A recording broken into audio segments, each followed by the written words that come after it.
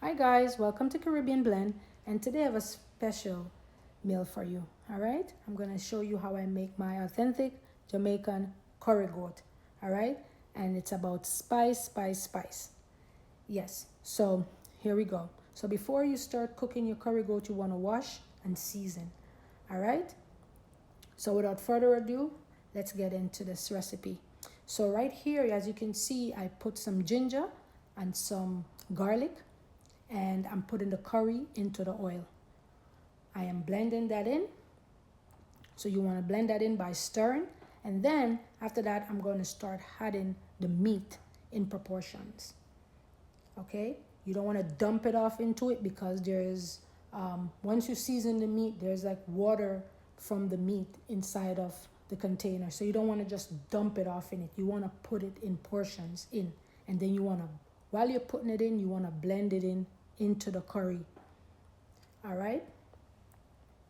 So again, in portions, as you can see, because this is going to help you to blend the meat into the curry without trying to do it all at once. It depends on how much meat you're making, right? If it's a small amount and it's a big pot, then you can probably put all of it in, but never like dump it off into it because you don't want that water to get into this. At this particular time, you don't want the water in yet. All right, so if you follow this method, I think you'll be very successful at making some good curry goat.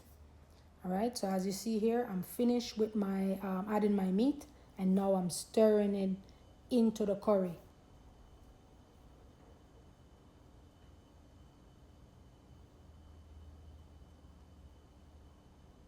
And once you do that, then what this will allow you to do is see if you have enough curry on your meat, right? And if you look and say, you know what, I need some more curry, as you can see, I'm adding more curry to mine. Then I'm going to do the same thing again. I'm going to repeat it. I'm going to stir it in and blend in the curry with the meat. Then after I do that, I'm going to cover the pot, and then I'm going to leave it to catch the color, as we would say, catch the color of the curry and blend it in, infuse it into it, right? Before adding any water at all. Okay? So you want to put this on like medium low heat and let it simmer a little bit. Then after that, you will remove the pot cover, right? And then you will check to see if it's, you don't want it to burn. So that's why you want to keep an eye on it. You want to do that for like maybe 5 minutes. Then after that, you want to add water. You will add water to up to the top of the meat, not drown it into it, but up to the top of the meat, and let it stay there and simmer. You want to check on your meat at least every 10 minutes, every 5 to 10 minutes. And as you can see here, that's what I'm doing. This recipe calls for the goat to cook for around 1.5 to 2 hours, depending on how tender the meat is. If you get good goat, good soft goat, it may take you an hour and a half to cook the goat. If it's like tough goat, because every goat is different, then maybe 2.5 hours. It depends, and also what kind of stove you're using and how much heat you put under it. You can also opt to use a pressure cooker.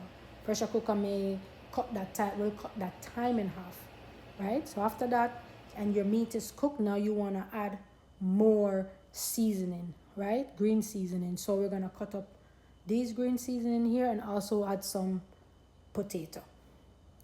Okay, so before that, once I taste my meat and I taste it and it's okay for me, I said, all right, then it's cooked. Not too soft. Right now you want it tender because you're going to keep cooking it, right? So now I'm going to taste it to see if it has enough flavor for me. And if it don't, I'm going to add more seasoning, right? Some powder seasoning. And I'm using the Jamaican all-purpose seasoning. That's pretty much all you need right now. You can add a little bit of salt if you want to enchant the flavor. if you don't want to use the all-purpose seasoning. But add whatever ground powder spice you want to your tasting and to your liking. After you do that, and you taste it and it's good, now you want to add your seasoning that you cut up, your green seasoning, right? And then you're gonna let that cook down again. So I'm gonna show you that. So this is the green seasoning I cut up prior.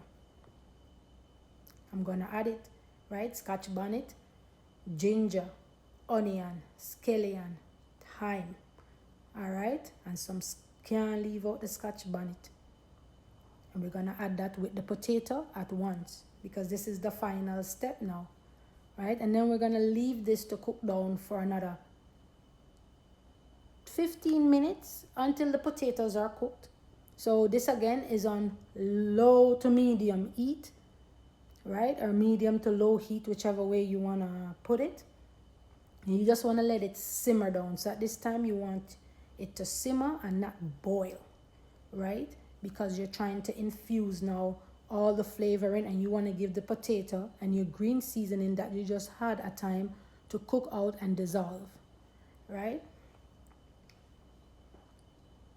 And this takes about 15 minutes, as I said, to 20 minutes, because you want the potatoes to cook but not smash out. You want the potatoes still whole in the pot. You don't want to overcook anything. So put it on low heat and let it simmer down. And once it simmer down, you can enjoy this with some white rice, ground provision, white potatoes, sweet potatoes, dumpling, right? Some boiled dumpling. You can eat it with chapati. You can eat it with roti.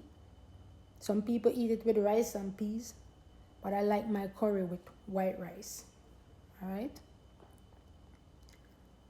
So those are the sides that we eat in our traditional Jamaican dishes. This is what we would eat with curry, all right? So here you have it. It's all done.